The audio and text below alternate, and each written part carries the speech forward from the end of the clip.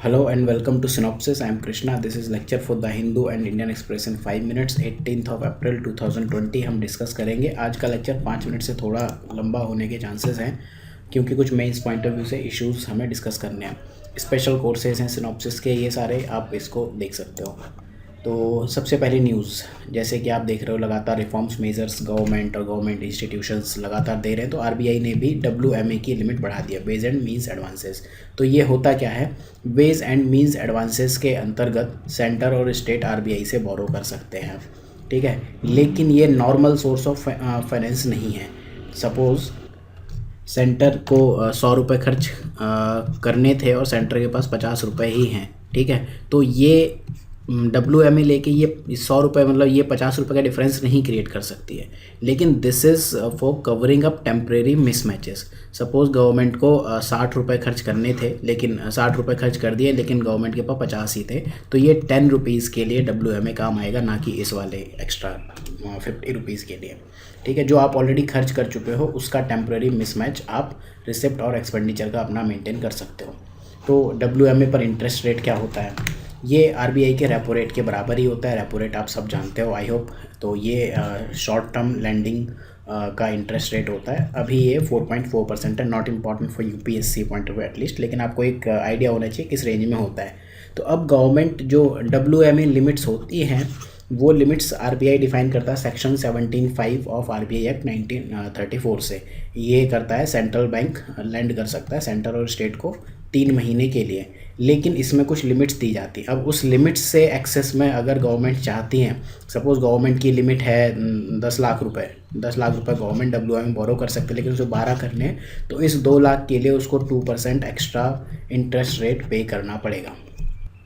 अब ये कट क्यों किया है, ये जस्ट जो मेजर्स है अनाउंस किए हैं, not important for exam point of view, just आपको पता होना चाहिए क्या हुआ है. 60% इंक्रीज़ हुआ है WMA में, ठीक है. सेंटर के लिए WMA 60% हो गए, 1.2 लाख करोड़ हो गया है, और इसके लिए 50,000 करोड़ के आसपास हो गया. और ओवरड्राफ्ट का जो पीरियड है वो भी कुछ बढ़ा दिया है, 14 से 21 कंसिक्यूटिव डेज़, और एक क्वार्टर में 36 से 50 डेज़ कर दिया है, ठीक है. तो ये सब चीज़ नॉट इम्पॉर्टेंट फॉर एग्ज़ाम. किसान रथ मोबाइल ऐप ये लॉन्च की गई है. नाम से आप देखो, ऐसी चीज़ों को नाम से जोड़ा करो. रथ मतलब कुछ रथ से रिलेटेड, मतलब ऐसी चीज़ जो गाड़ी से रिलेटेड है. तो फार्मर को और ट्रेडर्स को एक नेटवर्क देगा ताकि वो अपना प्रोडक्ट इधर से उधर मूव कर पाए इजीली. तो NIC ने डेवलप किया है. गवर्नमेंट की ज़्यादातर मोबाइल ऐप्स NIC डेवलप करता है, जब तक कि आउटसोर्स या टेंडरिंग करके नहीं करवाते. तो एग्रीकल्चर मिनिस्ट्री ने इसको लॉन्च किया है, नाम से ही समझ में आ रहा है. Then TLTRO, targeted long term repo operation. तो WMA के साथ में गवर्नमेंट ने ये भी कहा है कि अभी हम रेपो नहीं, लॉन्ग टर्म रेपो ऑपरेशन करेंगे.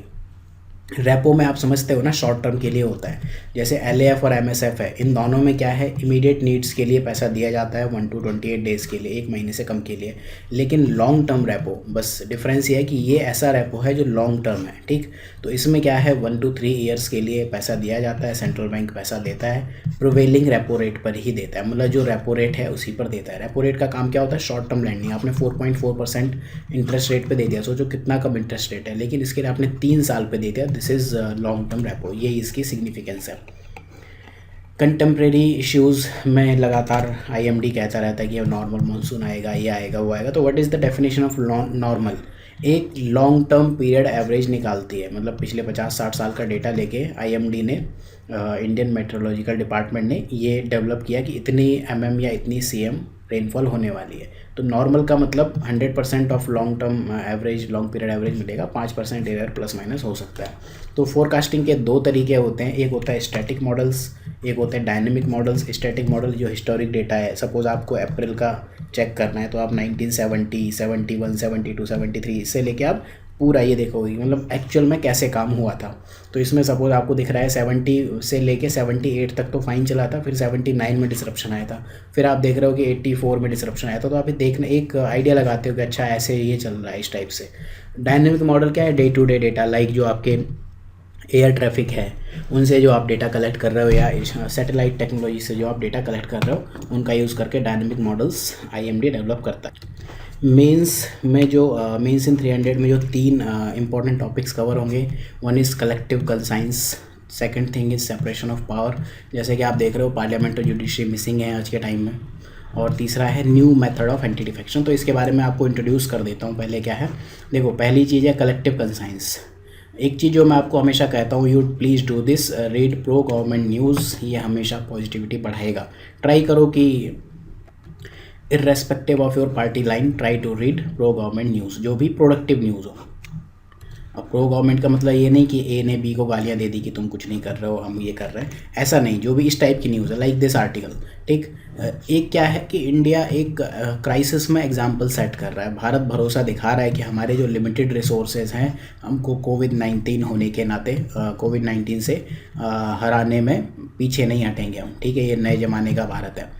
नेशन की कलेक्टिव रिजॉल्व आपको दिखती है, सामूहिक संकल्प आपको दिखाई देता है। हर जाति, धर्म, रिलीजन, रीजन, सब लोग एक साथ खड़े हुए दिखते हैं आपको। सारी पार्टी, अपोजिशन हो या कोई से हो, सत्ता पक्ष हो विपक्ष हो, सब एक साथ खड़े हुए दिखते हैं।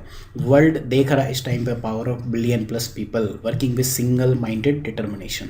अगर आप इस तरह एक साथ खड़े हो जाओ, जापान की सक्सेस का रीज़न क्या है, उसके सिटीज़न एक साथ खड़े हो गए थे। आज तक यूएसए वहाँ पर एक सुई नहीं बेच सकता है, मतलब जापान में यूएसए का इम्पोर्ट बैन है, ठीक। तो this fight is not about corona virus only, this fight is about oneness. ये लोगों को करीब ला रही है। तो try to become part of this positive movement. अब जो दूसरी बात है, ये नेगेटिविटी है, ठीक है। अब ये किसी ने, भाई साहब ने आर्टिकल लिखा है कि पार्लियामेंट और जुडिशरी गायब हो गई हैं, ठीक, सिर्फ एग्जीक्यूटिव ही अपना काम करती हुई दिख रही है। तो थॉमस जेफरसन, ये मेंस के लिए आप लिख सकते हो, इन्होंने एक बार कहा था कि प्रिंसिपल ऑफ कॉन्स्टिट्यूशन, मतलब कॉन्स्टिट्यूशन है ही इस चीज़ पर डिपेंड करता है कि एल, ई और जे में सेपरेशन दिखे, एक्सेप्ट उन केसेस में जहाँ आपका स्पेसिफाइड है। तो जैसे कि हम पेंडेमिक के आफ्टर इफेक्ट देख रहे हैं, अभी एक आर्टिकल आएगा pandemic and it's long term impact, उस पर ऐसे हम देखेंगे। उसमें देखेंगे कैसे पेंडेमिक्स आपके डेमोक्रेसी को सिंगल पर्सन सेंट्रिक गवर्नमेंट में कन्वर्ट कर देता है। देन इसके बाद हिंदू वालों ने कतई बिल्कुल रोना रो दिया है कि नया मेथड ऑफ एंटी डिफेक्शन, सच भी है वैसे, ठीक है। अब क्या हो रहा है, पहले एक एक विधायक की हॉर्स ट्रेडिंग होती थी, अब क्या है, पूरा ग्रुप की हो गई। हॉर्स ट्रेडिंग आपकी रिटेल से होलसेल होने लगी है, ठीक है, खुदरा से थोक में होने लगी है। एकल दल बदल विधायक कम हो गए हैं। अब इसमें करते क्या है, मतलब एक बड़ा तगड़ा स्टेप निकाला है, अच्छा तरीका है। तो एक मतलब सेट ऑफ लेजिस्लेचर्स, ठीक है, एक नहीं, दो नहीं, सीधे 15-20 उनको कहो कि भाई साहब रिज़ाइन करो। तो असेंबली की जो टोटल स्ट्रेंथ है, सपोज 200 थी, तो मेजॉरिटी आपकी 100 पे है, ठीक है। तो 40 लोगों ने रिज़ाइन कर दिया, तो अब मेजॉरिटी 80 पे ही हो गई। तो अब जिस पार्टी के पास 80 से ऊपर विधायक है, वो अपने आप सत्ता में आ गई। तो opposition half way mark cross कर लेता है। आप बहुत खुश हो गए कि इस पार्टी ने ये काम किया है, तो गालियाँ देना चालू रखो, वो तो खैर करना ही चाहिए। और इसमें फिर और क्या करते हैं, आने वाले भाई इलेक्शन में क्या करते हैं, वही जिन्होंने रिज़ाइन कर दिया था उनको कहते हैं भाई साहब अब आप चुनाव लड़ो, जैसे कि कर्नाटका में, और वो ज़्यादातर जीत भी जाते हैं। तो अब 10th शेड्यूल जो है, उसमें जो भी ये डिस्क्वालिफिकेशन है, उसमें देखो दो चीज़ें बताई गई। Voluntary giving up party membership की बात की गई है। आपने वोटिंग नहीं किया, एब्सटेंट फ्रॉम वोटिंग कर दिया अगेंस्ट फ्रॉम पार्टी लाइन, तो आप डिस्क्वालीफाई हो जाओगे।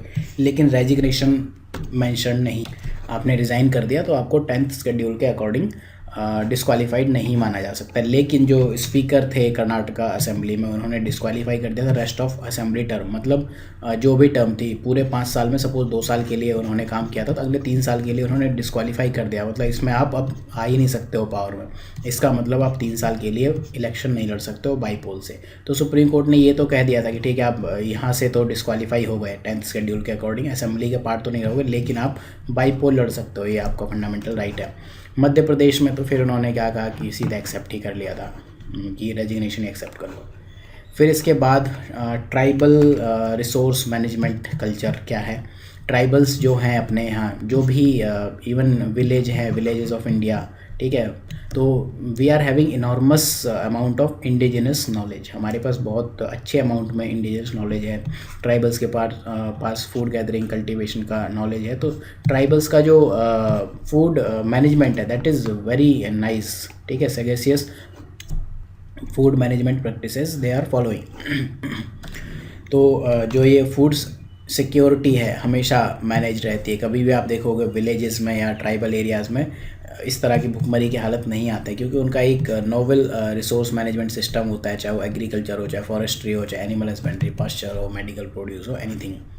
तो हालांकि ये ट्राइबल्स हैं, एक ये पॉजिटिव साइड भी है, नेगेटिव साइड भी है, उनके पास मार्केट बेस्ड प्रोडक्ट का एक्सेस जनरली नहीं होता है, जैसे तेल मसाले चीनी फलाना ढिमका। देन इसके बाद आर्ट एंड कल्चर के लिए आप एक चीज़ लिख सकते हो, अभी वे फॉरवर्ड में कहीं जस्ट पॉइंट है कि मतलब ऑनलाइन स्पेस अभी तक तो ऐसा नहीं था कि मतलब अनचार्टेड टेरिटरी था आर्ट वर्ल्ड के लिए, लेकिन अब ज़्यादा प्रोमिस दिख रहा है आजकल। जब से ये लॉकडाउन्स हुए हैं वर्ल्ड वाइड, तब से क्या हुआ है कि जो भी म्यूज़ियम हैं या म्यूजिशियंस हैं या फिर डांसर्स हैं वो सब ऑनलाइन आ गए हैं सारे सारे। ठीक है, so thank you for watching this lecture. जो ये टॉपिक है इनको हम जल्दी ही मेंस इन 300 टॉपिक्स में डिस्कस करेंगे। So have a good day, please stay in home.